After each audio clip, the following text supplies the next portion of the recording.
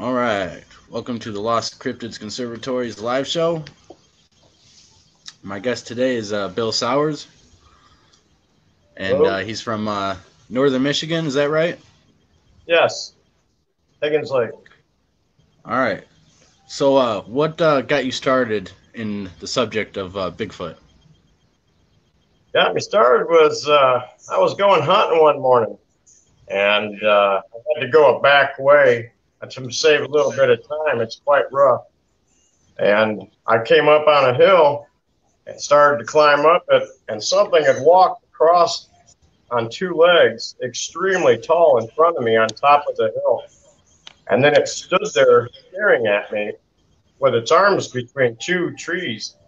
And I normally will take a picture of my camera while I'm driving the back trails so that I can take picture of any deer that come through. You know, you get lucky once in a while. Right. And then I remembered I had that phone on, and I forced it to take a picture of this thing. And I got a really bad picture. You know, that's how all the first blob squatches. That's what got me going in it. Got me interested a little bit. Started looking into Bigfoot. You know, all the normal things people do. What do they sound like? What do they look like? What are they? And Right. All the questions when you first enter the game. oh yeah, on all the questions you got, and there's a lot of them. Everybody who's seen one, they know the feelings you go through.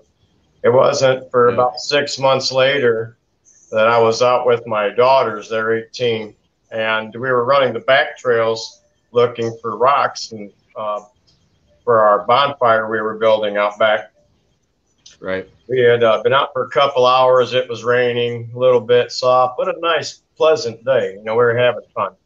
We came up to a hill on the chew track that I, you know, try not to go up, but I know there's a ton of rock sitting up there, so I wanted to go up. I started going up the hill, and I got to the platform, the first spot, and I had to park my truck because I remember I left my tool on the back there. That's $30. You know, I had to go back and look for it. So I went, Right. parked the truck, got out, started walking down, and started getting uncomfortable as I'm walking down the trail, heading back down the hill, and I'm looking for it. Finally, I find my tool, and I'm running back up to the truck. You know, when you were a kid, you're walking up the stairs, and you got that scared feeling like something could be behind you, and you run Oh up. yeah. Yeah. That feeling came over me, and I hadn't felt that in a long time. I got back to my truck, and my daughters were kind of anxious. You could see it in their face that they were a little upset or worried, I guess. Nothing too bad. They asked me, I said, Dad, are you ready to go? I said, yeah. Why? You scared? He said, well, no. But that's when you know, yeah, there's something going on. So Right. I told them, I said, Yeah. you know, yeah, I read their face. I told them, I said, ironically, this hill right here, and I put it in drive, and I'm starting to go. I said, this is the trail where I saw the Bigfoot on. I said, it was standing by this tree right here as I was passing it, just getting ready to go over the crest of the hill. And both of them simultaneously said, Dad, I wish I could see one. You know, thinking, yeah, I wish you could too, then there'd be a witness. Love to have a witness. As soon as we crossed over that hill, you could see something black running up to the side of the hill, coming up to the true track that we were coming down on. And it was as if me and him, I'm calling him because I'm presuming it's a male. It was 9 foot. But it's like we traded places. He was where I first saw him, and I was right where he first saw me. Wow. And it ran across the two track right in front of us at about a couple hundred feet. It wasn't very far. We had a very great view, still daylight. Yeah, that's pretty close. Yeah, it was really close. But what was even worse, he had a wolf following him. There was a wolf that I had almost ran into a couple times on my four-wheeler, and it was running with him. It wasn't running behind him. It was running with him. And at one point when they hit the road, it seemed like the Bigfoot took off exceptionally faster than – it's like he went into turbo mode. Yeah, a burst of speed. Oh, it was quite amazing. It left that little wolf, and it's not a little wolf, but it looked dwarfed compared to him. It left him in a gap, and then they went up the hill. And I'm looking at them after I can't see them. I put it, I'm trying to get down that hill now as quick as I can to make sure that, I want to see more of it, basically. So I get down to where we last saw it, and it's that by this time it's just pouring rain. I mean, a monsoon. So I couldn't see anything more. It had already made it up the hill and back over on the other side where it wrapped around. So we got to talking about it and everything, and I made a couple phone calls, and I was going to go back and find tracks because I knew it had been soft there. There had to be tracks. But it rained all night, all the next day, and everything was just washed out. But that's kind of what got me into it. I had another experience with my wife and some other people, a couple friends that were with us. We were down south of Houghton Lake where I camp out a lot. It used to be a great area. It's a dead end way back in the woods. And we've been out there, and my wife and I were just getting away from our kids for the night. You know how it is. You got to get away from it. Yeah. Got to relax and just enjoy nature. Yeah. So we were out vacation there. Time. That's right. It was mom and dad time. It took a couple hours, had a little bonfire, and we're just watching the stars. And it was just a really good time. So I started yelping to get the coyotes going. I wanted to see where they were at, see if I could get them started. And sure enough, they did. When one started up, I'm not sure if you're familiar with the calls of the coyotes will call. They'll signal back and forth. Oh, yeah. They got a call for when they're on their food. There's a signal that they'll put out there, and then when you start hearing them swarm, they're usually on their food that they're for the night. When they start going like crazy, that's them taking their food down most of the time. All that yipping and yelling, they're all hollering at the same time. Right. And then it goes quiet. They got their prey. Yep. It started like that, and then it got about 4 or 5 or 6 of them going. There was a few of them. And this is only going on maybe 300 yards from me, but I can't see anything because of the woods. They started howling, barking off like they were on their prey. Next thing you know, it totally changed. It went from them attacking something to something just whooping them. I mean, whooping them. You could hear them, I want to say dying off like they're being killed. And it came down to the last one, and I looked at my wife, and, this only transpired for, maybe 20, 30 seconds. But, boy, it seemed like it went on for a while. Loud. At the end of that was a large, large yell, a guttural roar. We knew that wasn't a bear. And that's kind of when we put the fire out and got out of Dodge. Well, I had went and called a friend of mine that I'd met on Facebook, and he was downstate, and he's into Bigfoot, and he had all the equipment. I said, you know what? Why not? That's got to be something. That ain't a bear. I'm used to that call. Right. He come up, got all his equipment going, and I took him out in the woods. The plan was I was going to go out there while him and everybody, him and some other people and my wife all stayed at camp. I wanted to find these coyotes. I knew generally the direction that they had the bodies and where they attack took place. Exactly. See if you can put a crime scene together, basically. Yeah. I'm wanting to find tracks. So we started off, we get about maybe 100 yards out of view, and then I start hearing a gunshot. So I hit back on the radio, and I couldn't get anybody. So I said, you know what, we better head back real quick, see what's going on. Got back to the camp there, and they said it sounded like a car had crashed. It was dark by this time. They said it sounded like a car crashed behind them, and they're shining the lights off, and there's a tree. I'm not a big guy, but, about that big around. It was dead. I'm not going to say it wasn't dead, but it wasn't. Right, it's a decent-sized tree. Right. Just easily. Nothing small. Down. And it was knocked over across the only path that we have out of there. So now I've got this going on, and I'm looking to see, they said they heard something else. So I shine my flashlight on the tall grass. You can see the steps where this thing had stepped and matted the grass down while it was running off. It ran off, and wow. I found the tracks, told everybody what I thought was going on. I said, Amy, I think that's that thing we heard the other night. So this is only 2 days after we were out there and heard that. we had ended up having some saws and stuff. I always carry them in my truck when we go out. So we're working on this big tree, trying to get it out of the way. And this thing, it circled us, went to the other side of where that tree was, and stood off in the back, grunting and just carrying on. Anger. It was mad. Wow. Yeah. And you can hear it thrashing. That's when, you're petrified at that point. You got an idea what's going on here by this time. So we're working the best we could. We finally got that tree out of there and took off. And it took a couple years and Chuck Sutherland from Time Is Now to really get me to go back down there. Then we've since then caught a lot of amazing things working with him. Found some amazing things. They're all over my Facebook page. Structures, prints. This is a print here that Dr. Jeff Meldrum had taken a look at. I met him a couple different times. We were in the Munising. There's a Bigfoot conference. Yep. Yeah, but it was I can't remember. Sorry, Rich, I know you're going to see this. But it's all good. It's all good. I had him take a look at this, and he was impressed. He wants copies and so forth. And I asked him, I said, everybody that lives around me knows what I do. They know where I'm at in the woods, where I check all the time. Is this a fake that somebody made, or do you believe that this is a real print? If it's a fake, I'll throw it to the side. I'm done. Don't need it. I want to know if it's real. So he got to looking at it, and right next to him was Cliff Rockman, and they both got to looking at it.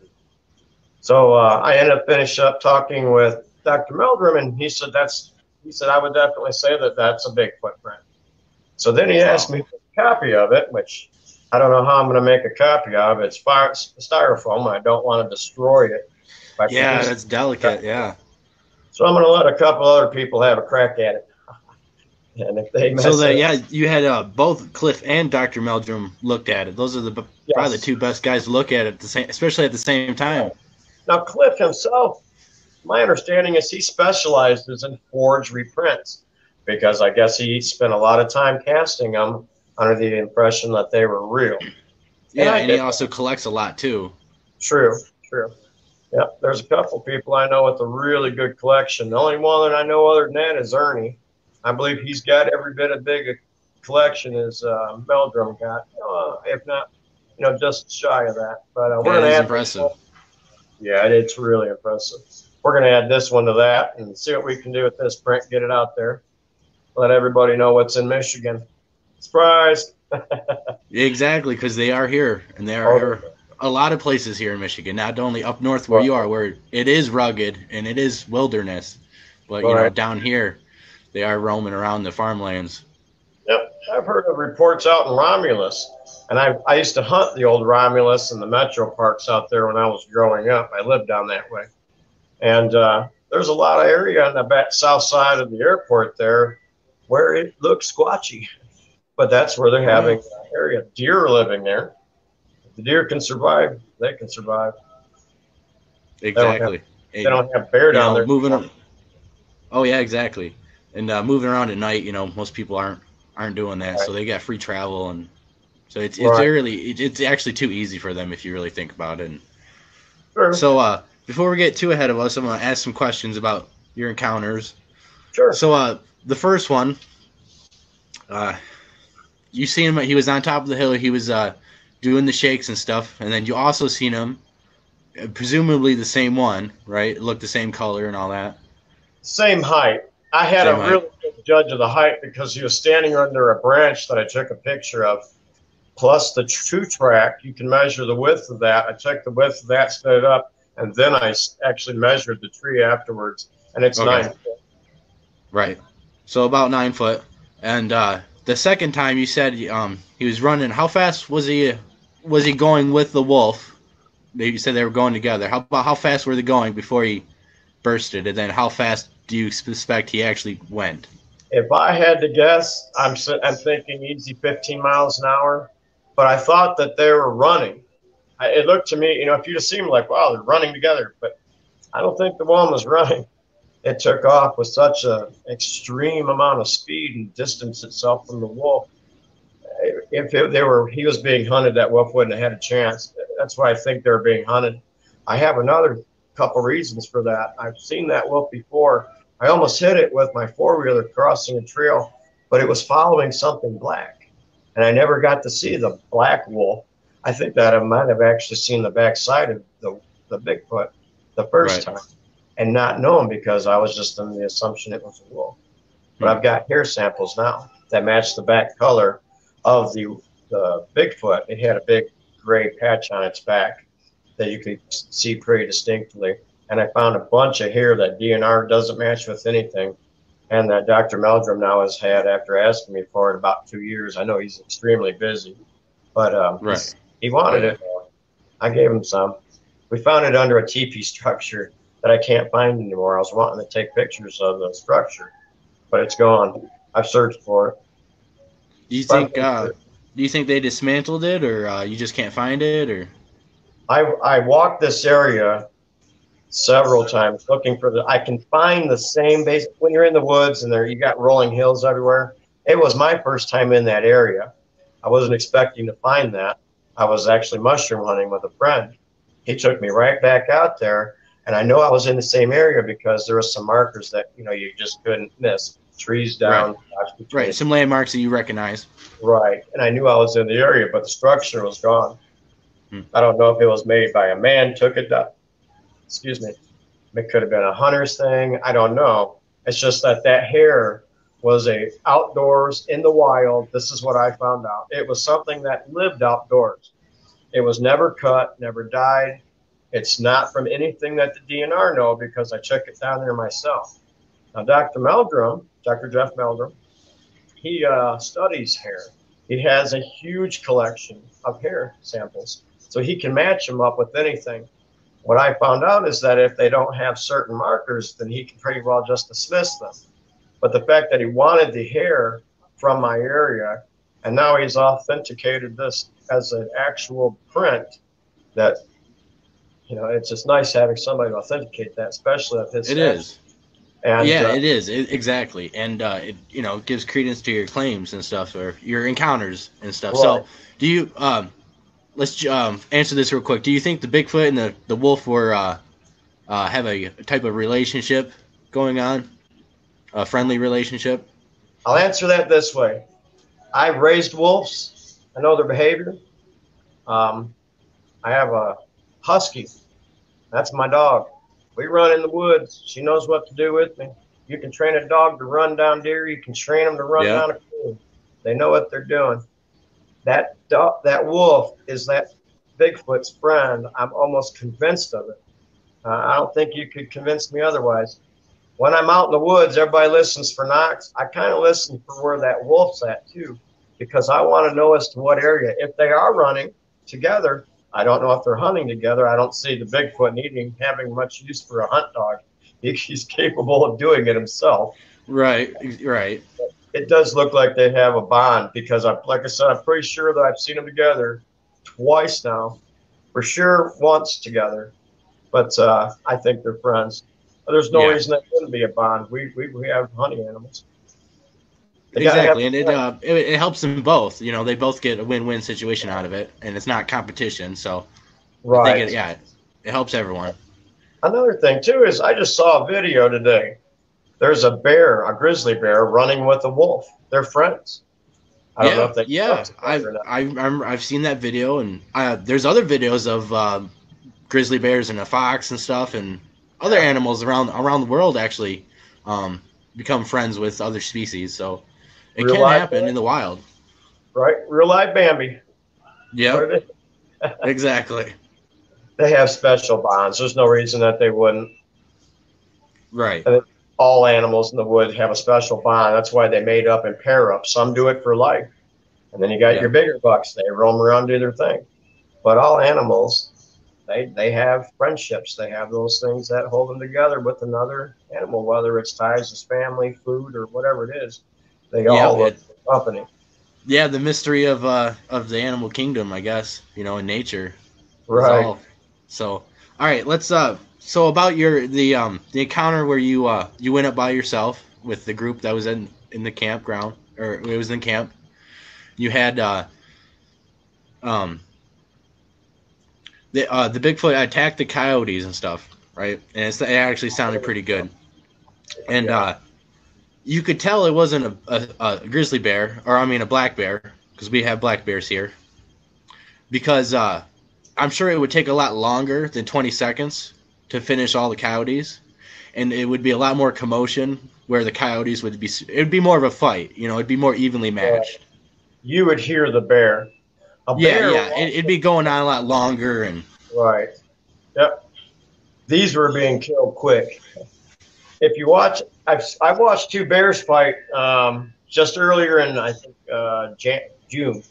Anyway, I was driving down a two track and two big black bears were standing and they're fighting, and you could hear this. I mean, you could literally hear it, and they were growling. I mean, there was a amount of commotion, and you could hear it at a distance. So when I backed up, I scared them off, and they were gone. I went over the track, over another little hill. Where I live, it's kind of hilly down the two trails. And there was another, I think it was a female. The ears were kind of narrowed, they weren't as far out. right. And I believe it was a female. I think the two males were fighting over her. I mean, Most likely, yeah. You know what they sound like. I'm familiar with them. I see them. This wasn't a bear. There are bear in the area. It's just that I'm putting this together now. That roar, the footprint indentions that were about 5 foot apart, and they were big indentions too. I'm tying that with this thing standing beside us, grunting and eating. Yep. That was going to be my next question. So it tipped the tree over, and then people in the camp reacted, and that's when you came back. Right. I obviously stuck around the area and was watching you guys cut it up and stuff. So it was grunting and stuff until you guys left the area, right? How long was that encounter where it was actually grunting at you guys by the down tree? It felt like all night. It really did. Yeah. I'd have to say probably a matter of about 20 minutes. You can hear it shuffle back one way. There's no mistaking it. It was moving around, you guys? Yes. When you wanted to move and not be heard, we didn't know where the thing was at. When it was doing its grunting and that up on the backside of us, the thicket was really tall, but it wasn't so tall it wasn't so big that if it wanted to, it couldn't just rush in on us. But with the saws going and then pulling it out with the tree and with the truck, it seemed like we couldn't do it fast enough. But I'd have to say maybe about 20 minutes each time. It didn't, like I said, probably didn't take anywhere near what it felt, but. As soon as you pull that tree out with the strap, we were gone. That was it, done. I wasn't going back. I left my table, left everything out there. I think that was mission accomplished for the Bigfoot, getting you guys out of there. Success. And all it did was really just scare you guys, right? I mean, it wasn't. It was intimidating. Right. It's what we would do to somebody else. I couldn't see it, but I imagine it getting all huffed and puffed up, swelled up, like it getting ready to, back you up, get you out of there. Yeah. Oh, no. It's a good area. There's a lot of thicket, and it's got everything it would need to survive there. Got shelter. Yeah. I mean, I've been up that way, and it's got everything, like you said. And there's places where, I was talking to Phil Shaw, and he's not too far from you, and he says there's places where, people haven't gone in, good 20 years or more. Right. I haven't set foot or camped out there, so. Yep. Not to mention the swamp. We've got the biggest, on this side of the country, the biggest white cedar swamp on this side of our country. It's huge. Oh, yeah. People go in there, come up missing. There's an extreme amount of bear back there, but I'm finding active structures all around it.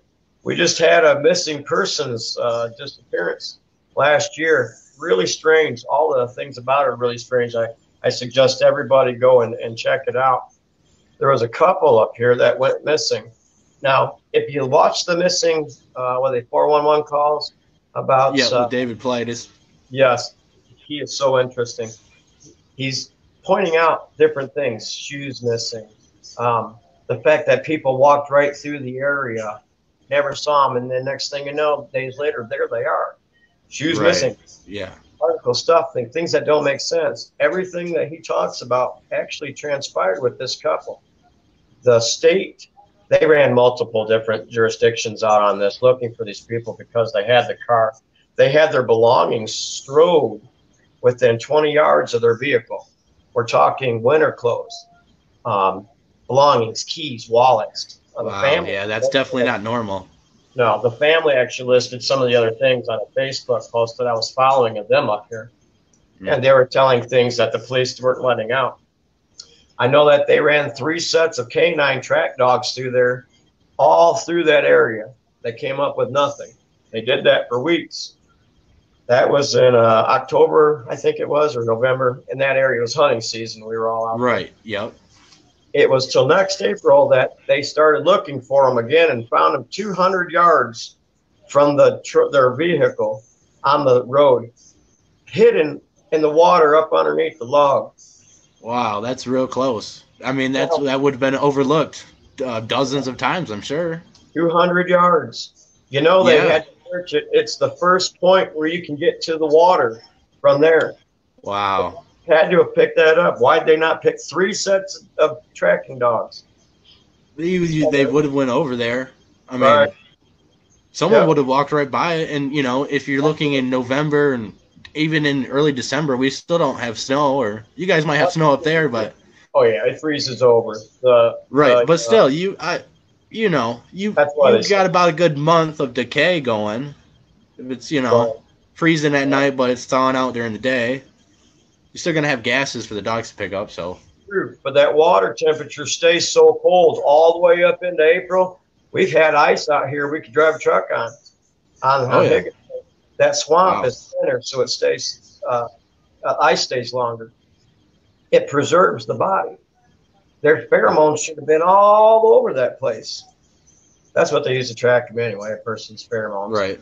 But wow, that's crazy. I mean, that doesn't make sense. I've found structures in this area, all around this area where I'm hunting at, where I found the Bigfoot. I found a massive teepee structure and then had Chuck Sutherland from Time Is Now. Yeah, I'm sure you're familiar with them. Oh yeah, I am definitely. You guys a lot of good stuff. I've seen some of you guys' stuff. Great, good. You know what? We're having another camp out this year. Our annual Time Is Now camp out. You got to come up. We've got some really interesting stuff to see. We got a new location where I'm finding more stuff at. I actually started looking into the area where I found the print. That way I can see. I think I had them in one area, and after finding this structure, what's interesting about the structure that we found, like, is Chuck and I walked this trail a week earlier. It was not there. It's actually on an old logging trail that's just covered over. There's trees everywhere laid down. It's not accessible really by vehicle. Right. Yeah. I walked back through there looking for, scrapes and ruts. I'm looking for my buck. Yeah, exactly. But I'm walking through there, and granted, we had a storm, and there was a couple new little trees down, but I got on the backside of what looked like a huge tree had come down on the trail, and I had to walk around it. As I'm walking around this huge pile of trees, I start seeing there's an opening there. There's a big opening, and it's a big one, too. I can walk into this thing. It's that big. The tree themselves are stacked, all in just that. There's no formation to them. They're just shoved and put together. In between them, all the trees that are surrounding them, all the twigs, they're all pulled into this thing. They're woven into it. And some of them are, 30 foot long. But it was pulled into this pile of trees with a lot of them having their root balls still attached and the dirt on them. Get to looking around the area, and I'm finding big holes with roots that are pulled out. Tap roots are gone, but all the feeders are being pulled out. So this thing's had enough strength to rip out trees and put them on here. There's been a lot of people. I hosted the BFRO group up here in my area. They saw all my everything that I had found. Right. And everybody there, just like when I first saw it, when you see it, you're just like, oh, wow, okay. And then you start looking at trying to figure out who made it. Was it made by a human? What was the purpose for it? You're looking for chainsaws, hacksaws, or any type of a saw. Is there an X mark in it? Straps? Did somebody use a chain to pull it? Yeah, is it secure with tether and stuff? Yep. Some of these are hundreds of pounds. Some of them are trees this big around, and it's 30 foot long with the root ball attached. Your man can't do that. I couldn't do it. I'm not No, saying and big guy, but I couldn't do right. it. So they came out, looked at it, and done some stuff, and it was, I had a really good time with them out there. But we had also had the time as now camp out there where you actually come out to our area where I found everything on the same trail as where our witness, me and my daughter seen it at. Yep. Right Yep. next to the structures where I found my print. You're in the area. You stay out there all night long with us. Now we make it, comfortable for you. You're going to have a campfire and stuff. And I usually throw an outhouse Right. out there, so we're not driving back into town. But you're in the area, and it'd be a lot of fun. And there's no telling. A few people that's come up, ask, there's been a couple people that I've had up here, and they think they saw something. And a couple times I'm like, yeah, that right there, that's it. James is Yeah, one James. Yeah. I'm James said, yeah. almost certain. It makes no sense for it to have been a human, but something bipedally walked out, stood in the trail, like it was looking down at us to see if something was coming, and then it just started right back into the woods. We got down to that area that you'll be camping on this trail. We got down to the area, and there was nothing there. The ground's too solid to catch a print, and it's getting pretty dark. But we started getting clacking on one side, clacking on the other side. It got interesting. So I suggest everybody comes up and takes a peek before they move on. I think they move. That's my idea. I think they, they migrate, a couple miles here and there around, but I think they stay in a general area. Like down here. Oh, go ahead. Like your deer, they say will stay within a 1.5 mile radius. Give yourself a 3 mile, and that's where your deer stay and grow up. But they only do that if the food can sustain them to be in that area. Deer will move 3 or 4 or 5 miles.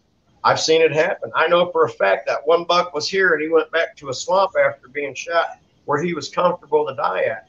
That was miles away. Now Bigfoot will do the same thing, I believe. I think they'll stay in the area as long as the resources around them will sustain their life there. Food, shelter, water. I assume they have to have lots of fresh water, food being the main one. This area offers all of that all year round. And the bears go to sleep, so there's no competition for them as far as food for all that duration in the wintertime. They don't have to go. We got a huge surplus of deer up here. Right. You can't walk. I mean, you go out in my backyard, and there's probably 2 or 3 of them out there eating my acorns right now. So you can sustain them. That's what I'm saying. And they can stockpile some up during winter, and then it's they're frozen, so it's not going to go rotten or get bad, and they can they don't have to go out every single night and get one. I think right. And they do move around. I think they, like you said, like the deer, it just expand it a little bit more mileage, but they do the exact same thing. True. I have found areas where I found a track, and what was weird about it is the thing only had 4 toes, and it was a footprint, a big one. And I found it on a trail, Trail 7 up here that runs close to my house. I found it early in the morning. I would get out there before everybody gets on the sand trails and tears them up looking for if something's crossed, see where the deer, wolf, everything's at. And I found a print, and it was 4 toes, and it was with another just large indention, and it kind of cut, not straight across, but on an angle. So there was actually 2 or 3 of the prints there. So I flew home to try to get some cast print and flew back out there. But by that time, it had been run over. Well, the snow that year had come, winter had moved on, and I saw where this buck was cutting in at, and I wanted to cut over to see if he was still coming into that section. And when I got in there, I came across large 4-toed prints about that deep into the ice and the snow layer that had been in there. And I videotaped all of it. I tried to, and you could clearly see the toes, everything. It was perfect. I did everything I could to get stomping to get as deep as that is, and I only got about a 1/2 inch to an inch down, and I went 70 pounds jumping. Nothing compared to what it was. Oh no! My next step was over this large log, and the log it's pretty high, and I almost fell trying to do it. But when you go over the log, it's so long. When I first started videotaping what I'd found, you could hear it running away, breaking trees as it was running off. So I was pretty close to it, and I just wanted to videotape it and get back to my vehicle at that point. Right, yeah, oh yeah. I guess if they wanted to hurt me, they've had 1,000 chances in them woods to do it. Oh, I'm sure. I don't feel uncomfortable. I guess you get a little leery once in a while. You do get a feeling out there. That's when you start looking around. I got it on videotape. A friend of mine did on the same trail where it made the teepee structure, which was kind of strange. A couple of years back, we were walking it just after the sighting, and we were wearing GoPros or Go Cams, whatever they call them. Yeah, GoPros. Yeah, we came across the big clearing, and then there was a thick tree line, and then another big clearing. So we walked the big clearing, walked past the tree line, and when we got to the end of the other clearing, I found a big print. So we're looking at it. My buddy's videotaping. He looks up, looks back, scans everything, looks back down. A couple seconds later, does it again, and as he's looking, what wasn't there now is on the video. A big, huge black bite, something just super tall and super thick, started coming out of that wood line. And then you can see it in the video as frame by frame, it starts going like this to go back behind the trees. And you can get slowly. Yep. Wow. We only got a few frames, but that's that same area. So wow, that's amazing. It was we could hear it. We knew that it was shadowing us in the woods because we kept hearing it. It smelled something funny, but it wasn't that stink smell or that dog smell like everybody's saying. It's just something off, weird smell, almost like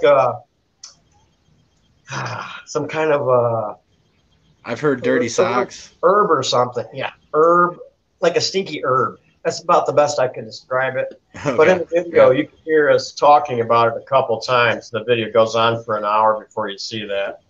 But it was definitely an interesting experience. So if anybody's looking to come up, that'd be a perfect opportunity to get in the woods. There's been several BFRO documented reports in this area. Oh, yes. I didn't even know about before I had my BFRO encounter. So you've got documented encounters, verified prints. Can't get no better than Meldrum and Brockman. No. And the time is now camp out. You're right in the thick of the area. When's the date for that? How can people reach out to you guys, look you guys up, and find out when and how to get there? How to get a hold of you? Okay. Anybody that knows Chuck Sutherland or me, my name's William Sowards. I'm all over Facebook. Hit me up. You can look us up. It's called Time Is Now, and I'll be putting it all over Facebook. It's the first weekend of August of this year. We're only charging $100. Put you up in the camp, make it comfortable. We'll probably throw in a couple meals for you, and you're going to be doing a lot of investigating. There's plenty of things to see, plenty of area. I found some new stuff that everybody should be coming to see.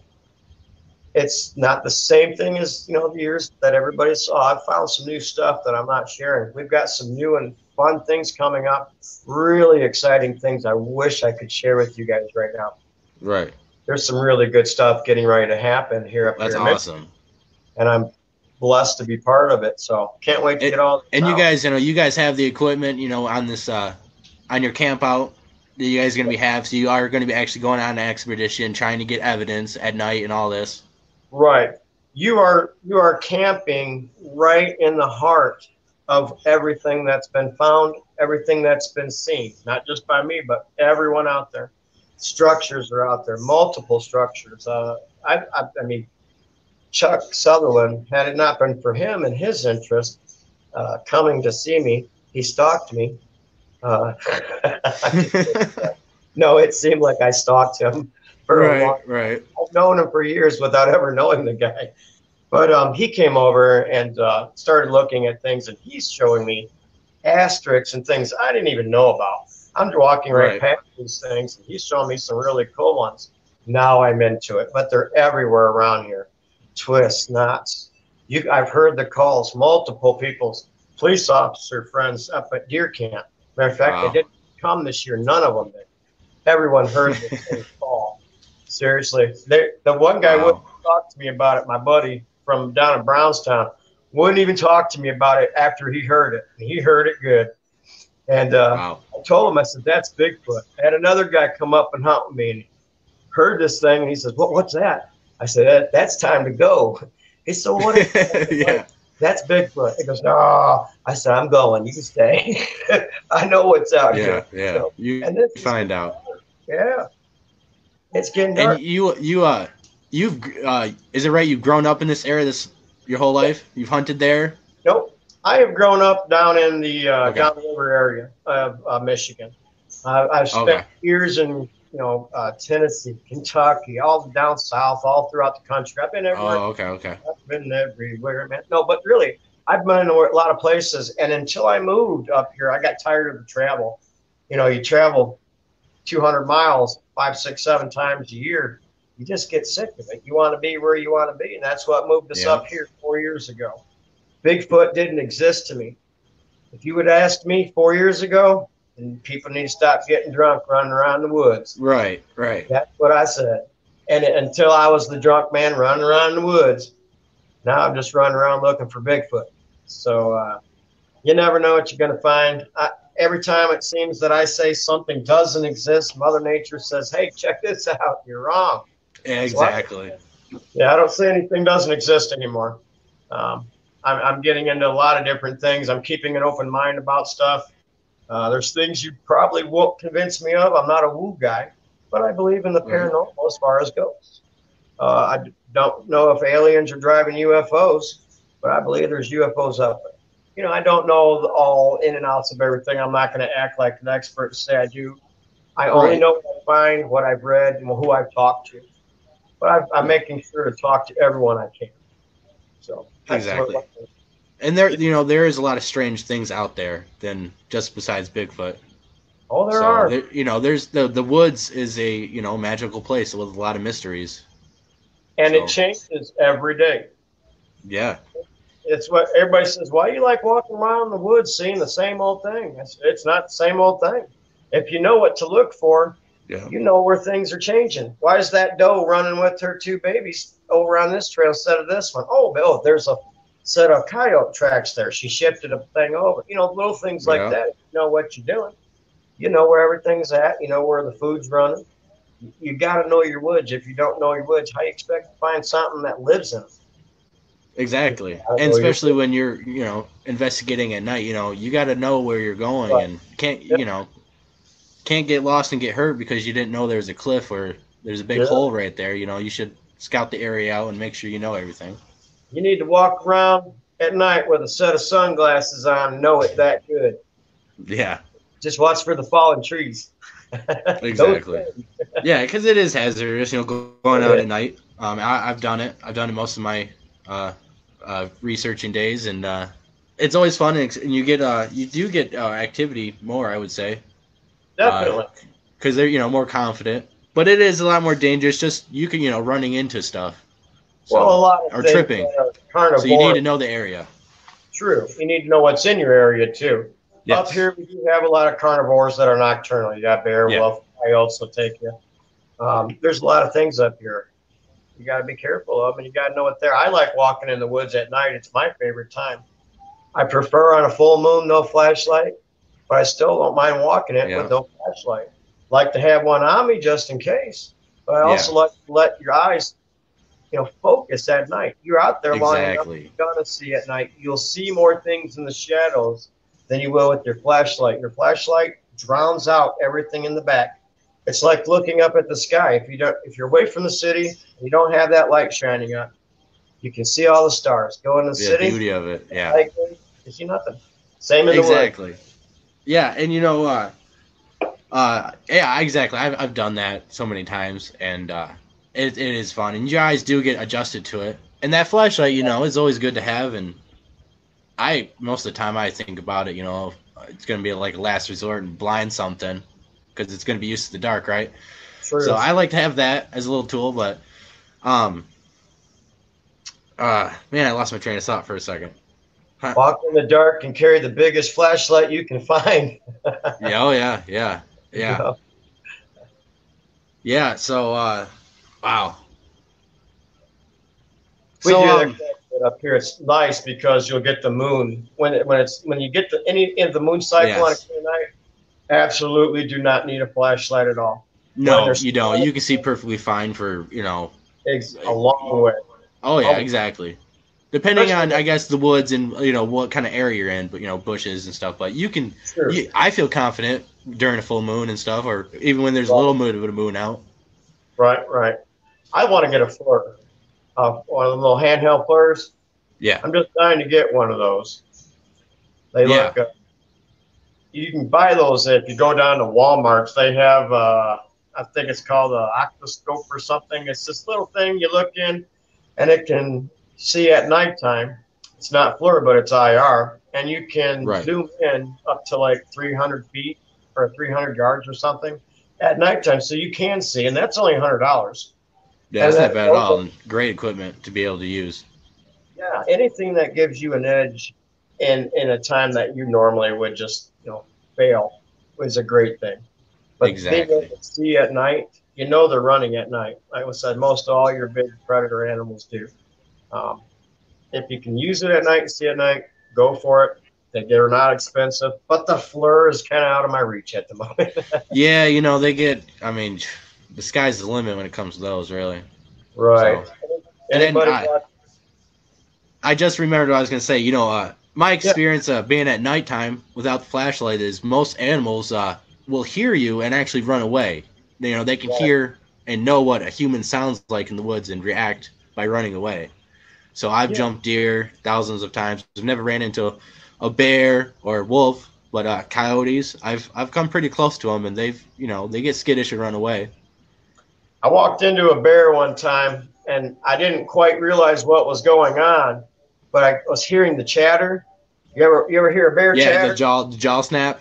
Yep. They start Yep. busting their teeth back and forth until it clicked into me. Okay, so you start walking right back down the trail where you come from till it stops. Right. Don't run, don't look back. But that's a scary one. I've actually ran into two of them. One walking through the swamp reach, and then another one at night walking down the trail. But yeah, that is kind of dangerous. And I don't do it unless I have a sidearm on me, and I don't pull my sidearm on me no more unless I have to. Right. There's no reason to be stupid at all. Yeah. Be Well, first. there again, it did give you a warning and stuff, and usually most animals will avoid humans in the woods once they've detected you. It's rare to come up on a bear. It really is. Normally, Yeah, you won't see them. If they see you, smell you, or hear you, they're gone. yeah, exactly. Yep, they bolt. But Same things with the wolves too, because you know they are hunted here. wolves are a little more curious, I think. A Yeah, wolf will you think come so? out. A wolf will come out and stand if it's at a distance and see what's going on. They're very extremely curious. They're kind of like They are intelligent and they do plan and strategize. yes, they do. They're a social group. That's why they run in packs. And they have this. If you raise enough of them, you see enough of them together, they'll have their hierarchy. You'll get your Yep. dominant male, female, and everybody else falls in line below them. And you know what your job is. They know when they're hunting in packs, who's going where, sounding off. They teach it. It's been taught since they were raised. They know what they're doing out there. And if they're running with the Bigfoot, there's no reason you couldn't train one of them. And No, run with I mean I've heard of the same thing with coyotes, you know, and I've right, heard, you know, that they, you know, basically use each other to hunt and get extra food and or company. It yeah. gets lonely out there, I'd imagine. Hell, Yeah, if you I know, went exactly. They got a lot of time on their hands sitting in the woods, Sasquatch do. Sitting in the woods and observing everything, you know, that's, right. you know, they have time to think and use that brain so they Yeah, can come up with a lot of different stuff. got nothing better to do than sit around and think, Yes, exactly. and all the time to play. So yeah, they're extremely incredible creatures. For them to have their intimidation and to be observant and to sneak around and they know what they're doing. Oh, They're just they very are. good at doing it. They And are the masters of the woods. oh yeah, like that says, reigning hide and go seek champion. They win. Oh, And they do. the camouflage helps too. That fur when they're down in the spot and they're hunting down the woods, you're going to overlook because there's so many black areas you're coming across from shadows and stuff in the wood line. So they do Exactly. disappear. They're standing right there and you can't see them.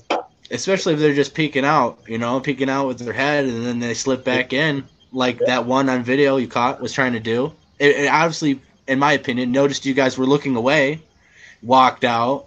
You guys looking back and tried to fade back in, because it knows it's not, you're not paying attention to it, right?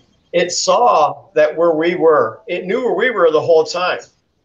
When it saw my buddy stand back up and turn around, it, okay, he's about to catch me, and did that to go back Exactly. in. Yeah. You could see the arm stretching out behind the tree. It's a little blurry, but I mean, it's really obvious that it goes like this, and then it goes back behind the tree from the distance that it was at. And yeah, we've got some really fun, cool stuff up here. Stuff that I never in a million years would have thought I've ever seen up here. I've had the opportunity, and I'll say it's an opportunity. It was my great opportunity to have a lot of good people up here in the Bigfoot community out in this area. And I mean, it's not because of my winning charm. It's, I've got the things out here, things that I've tried sharing with the BFRO, and they're just denying its very existence. They won't come and look at it, but it doesn't exist. I guess it's never been found where there's a structure found with footprints and handprints. Right. There's no, I guess, actual evidence of them building these structures, right? Because no one has filmed them and no one has found tracks and actual. But there's been hair found. Sure. Not only have you found hair, but other people have found hair in structures. Right. So. Right. You know what? If you walk up on a big den, you can look in that den and find out from the impressions on the wall, the hair that's in there, the size of the hole. You can put it together and figure what lived in that hole, in that little hole.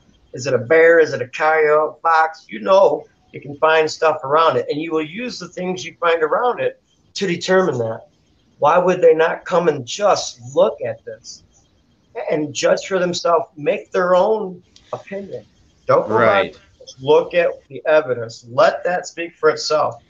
If you're going to say this is real and it came from that area, why would you not say the rest of it's real? Or are you too scared to say it? Or consider it. You got to investigate it at least. Right. Determine, if you really discredit it, then just prove it. Discredit it. If you tell me that two 12-year-old kids made it and you can prove it with this, hallelujah, great. Well, that debunked. I'm wrong. This is fake. Everybody's wrong. But you can't do it. It's just so. I can't imagine doing this by yourself in 1 week. If there's two people that had to have done it, then the strength that both of them had to rip the trees out of the ground. Some of these roots ain't small. And to throw them up there, you would have to have. That would allow for more people. Somebody's going to end up slipping. But the things that we had found, claw marks on the tree where it pulled the one down. There's just a lot that says this is Bigfoot. And if you found the handprints and the knuckle indentation, the scrapes coming out of it, we have a track line of prints that were taken all over the area. It all adds up to that. It does. And, your sightings, encounters right within the area. Yep. And multiple people have been in the area and encountered something. Yeah, we're not the only ones. There's men that live out there in them woods, right down that track, about a mile from where I found the structure. And he swears up and down he's seen her a few times, has a nickname for her, calls her Sarah. He's not the only one. There's two men that were actually out there living in the one home at the time. And they both said, we've had handprints, we've heard it, we've seen it, and they're right there. And they live there. They're going to know what's around them. And they've said, yeah, they shift over here, and you'll hear them on this night up in this area or down here. And she's got a real distinctive call. He's real massive. I mean, they've got names for themselves. So they're there. Wow. I have no doubt.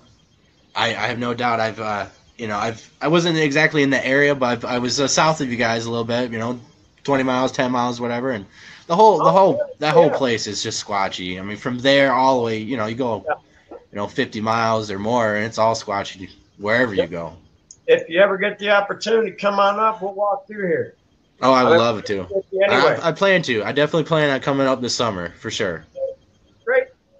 Well, I don't mean to be a stick joy, but I got to run into town. Yep. Yeah, 7:40. So, well, thank you again for coming on and sharing everything. Thanks for letting me talk your ear off. I appreciate it. Oh, it was great. I'll have to, we'll have to get you back on again and stuff. Anytime. Catch All me right. tomorrow on Steve Brooks Show. Tales and Yep, Trails. yep. Steve Brooks tomorrow. We'll be talking to him. Yep. It's on his Facebook. It's Tales and Trails of Bigfoot. Yep, that's it. You'll see me there tomorrow. 7 p.m. Eastern or Central. I want to say it's a little earlier than that. I'm going to have to get with Steve tonight. Hit me up, Steve, if you're watching. But you guys can find it on his group.